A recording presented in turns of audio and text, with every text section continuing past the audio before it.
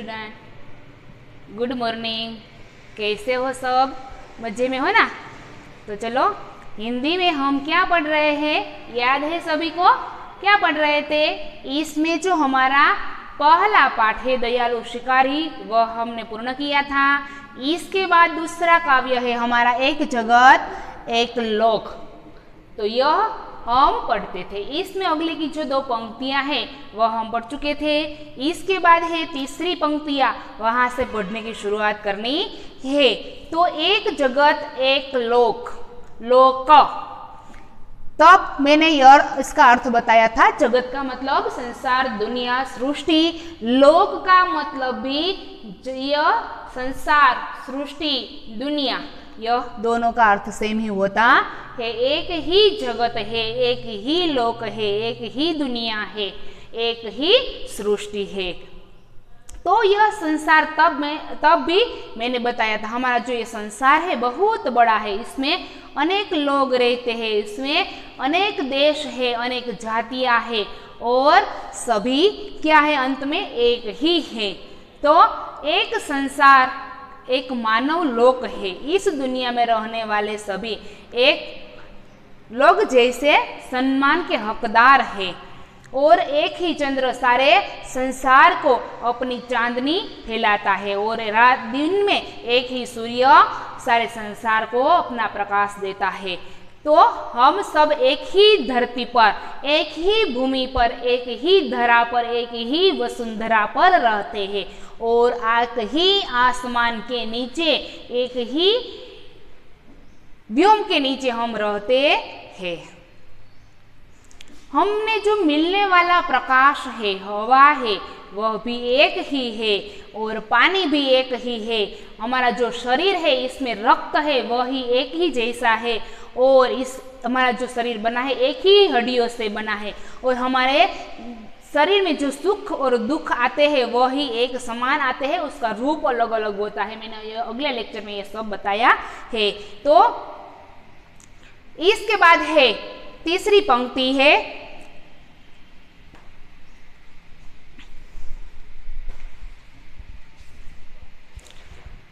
राष्ट्र में एक यही कर्म हमारा, राष्ट्र में एक यही कर्म हमारा,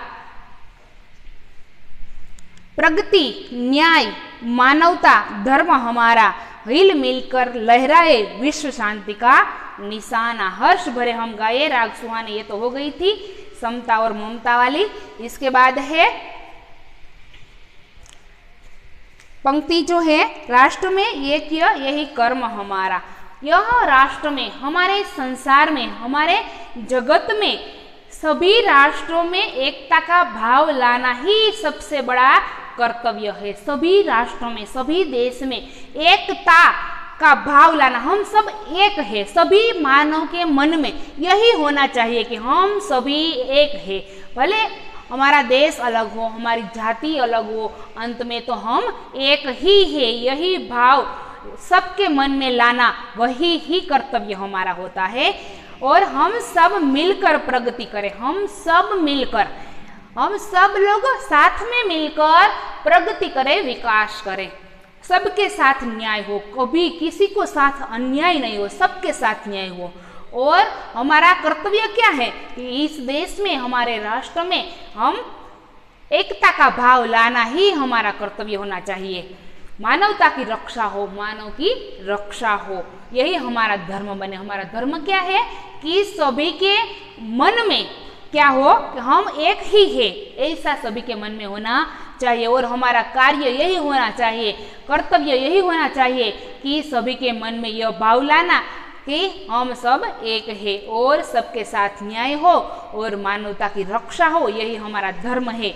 और हम सब मिलजुल कर विश्व शांति के निशाने, झंडे को लहराए, सभी साथ में मिलकर विश्व शांति, विश्व बंधुत्व की भावना प्रकट की गई है, मैंने बताया था ना। तो यह हम सब साथ मिलकर विश्व शांति का झंडा, विश्व शांति का निशाना लहराएंगे, और इस तरह अपनी एकता साबित करेंगे। तो हम सब अंत में तो एक ही है, देश अलग है, जाति अलग है, धर्म अलग है, पर हम क्या है, अंत में तो एक ही है। सबके मन में एकता का भाव लाना ही हमारा सबसे बड़ा कर्तव्य है। इसके बाद हमारा जो व्याकरण का टॉपिक है, यहाँ हमारा काव्य एक जगत एक लोक वह पूर्ण होता है। इसके बाद है स्वाध्याय को हम देखते हैं अभ्यास। सबसे पहले पेज नंबर 8 पर देखिए शब्द सारिणी। इसमें क्या है? शब्द सारिणी। तो इसमें अपनी बुक में ही देखिए बच्चों, तो इसमें शब्द सारिणी, इसमें बाइबिल पर राउंड किया गया है। तो उसके नीचे एक सूचना दी गई है कि उपरयुक्त सारिणी में कुछ सार्थक शब्द दिए गए हैं, उन्हें ढूंढिए और उनका वाक्य में प्रयोग कीजिए। जो कोष्टक है आपकी बुक में देखिए, जो ये कोष्टक है इसमें सार्थक शब्द दिए गए हैं, इसमें एक बाइबिल पर राउंड किया गया है। तो ऐसे सार्थक शब्द आपको ढूंढना है कोष्टक में से और उसका वाक्य में प्रयोग करना है। तो चलो कोष्टक में से हम देखिए और अपनी बुक आपके सामने रखिए और हाथ में पेंसिल रखिए, और जब मैं शब्द बोलूं तो उसके पर आप राउंड कीजिए पेंसिल से, पेन से नहीं, पेंसिल से राउंड कीजिए। चलो तैयार है ना? चलो पहला तो बताया गया है बाइबिल, इस ही लाइन में दूसरा है मस्जिद। दूसरा क्या शब्द है?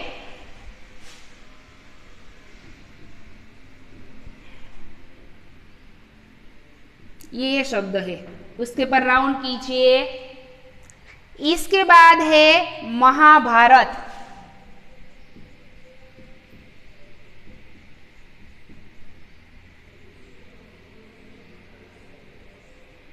यह आप ध्यान से देखेंगे तो सभी शब्द आपको मिल जाएंगे। महाभारत, इसमें पारसी, हिंदू, गुरु ग्रंथ साहिब, अवेस्ता, रामायण, मंदिर, साई, मुस्लिम, इतने शब्द है। तो यह शब्द पर आपको राउंड करना है, कोष्टक में से यह सभी शब्द पर राउंड करना है।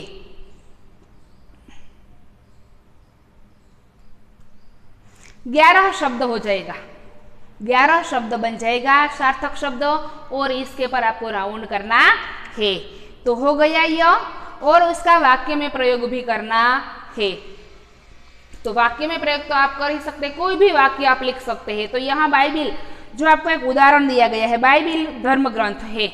इसके बाद है मस्जिद, तो उसका मुसलमान मस्जिद में नमाज पढ़ने जाते हैं। इसके बाद यहाँ मैंने लिखा है महाभारत, महाभारत महाकाव्य है। तो यह कोई भी शब्द हो, शब्द पर से आप वाक्य बना ही सकते हो, आप कोई भी वाक्य बना सकते हैं। तो इसमें 11 शब्द हो जाएगा, और 11 शब्द पर आपको राउंड करना है। इसके बाद है विलोम शब्द। विलोम शब्द क्या मतलब क्या होता है बच्चों? मैं आपको बार बार बताती आई हूँ कि विलोम शब्द को विरोधी भी कहा जाता है, विरोधी को विलोम भी कहा जाता है, और यहाँ विलोम शब्द कहा गया है तो आपको विरोधी शब्द लिखना है। तो चलो देखिए, इसमें है पेज नंबर 90 पर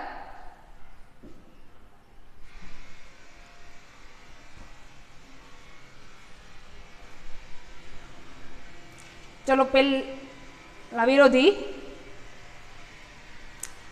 आपको एक राउंड दिया गया है, इसमें शब्द लिखा है मृत्यु, जड़, शुभ, चेतन, दास, दूर, पास, अशुभ, स्वामी, प्रकाश, जीवन, अंधकार, ये सब शब्द आपको दिया गया है। तो ऊपर इसमें सूचना क्या है? विलोम अर्थ वाले शब्द के जोड़े बनाइए और उदाहरण अनुसार वाक्य में प्रयोग कीजिए। सभी शब्दों का वाक्य में प्रयोग करना है।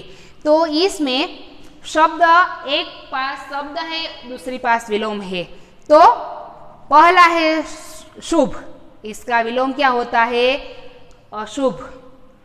इसमें से ही ढूंढना है शुभ अशुभ, उसका वाक्य में प्रयोग भी करना है। चेतन तो उसका विलोम होता है जड़। जीवन उसका विलोम होता है मृत्यु। स्वामी उसका विलोम होता है दास। प्रकाश उसका विलोम होता है अंधकार। तो जो ये राउंड है इसमें से ही विलोम शब्द और विलोम ये दोनों ढूंढना है और दोनों ही आप ढूंढकर ये जो दिया गया है लाइन इसमें लिखना है। इसका वाक्य में प्रयोग भी किया गया है। उदाहरण है पहला, मेरे घर के पास मीना का घर है। पास और दूर का, मीना का घर मेरे घर से दूर नहीं है। तो ऐसे शब्द को हम वाक्य में प्रयोग भी कर सकते थे। इसके बाद है समान प्रास वाले शब्द। समान प्रास वाले शब्द, तो यहां है समान प्रास वाले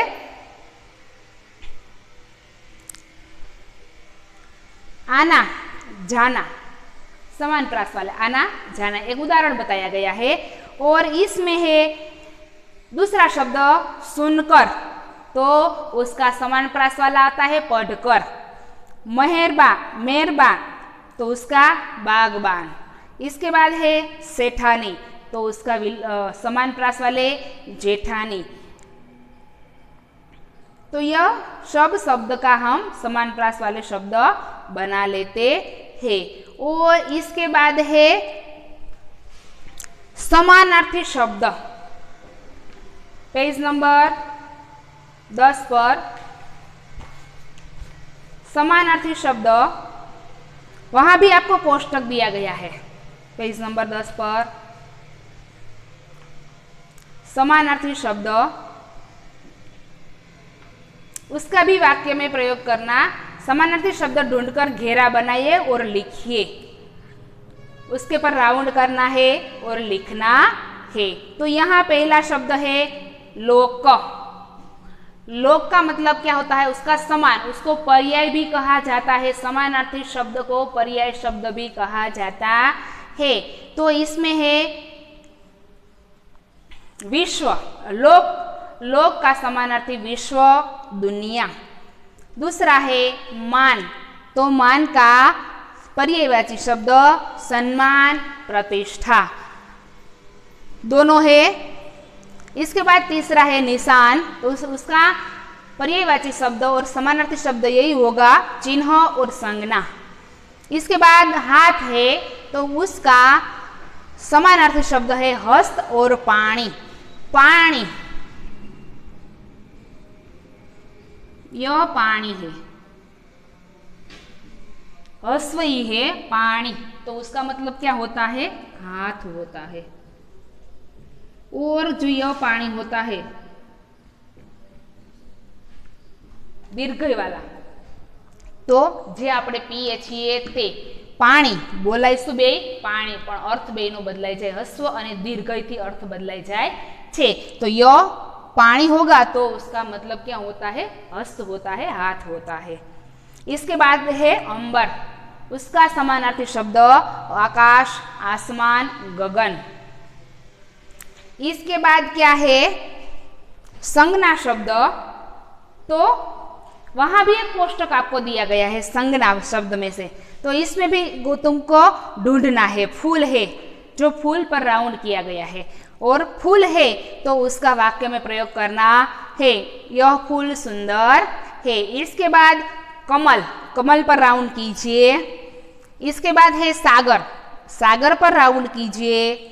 भारत है, भारत पर राउंड कीजिए। हिमालय, और इसके बाद लास्ट वाला है आरती। तो यह शब्द आपको लिखना है, पास के लाइनिंग जो है वहाँ लिखना है और उसका वाक्य में प्रयोग करना है। तो वह तो आप कर ही सकते हैं। तो चलो हमारा जो काव्य है वह यहाँ पूर्ण होता है। इसके बाद हम हमारा तीसरा पाठ है, इसके बाद है विराम चिन्ह। विराम चिन्हों की पढ़ाई हम नेक्स्ट लेक्चर में करेंगे।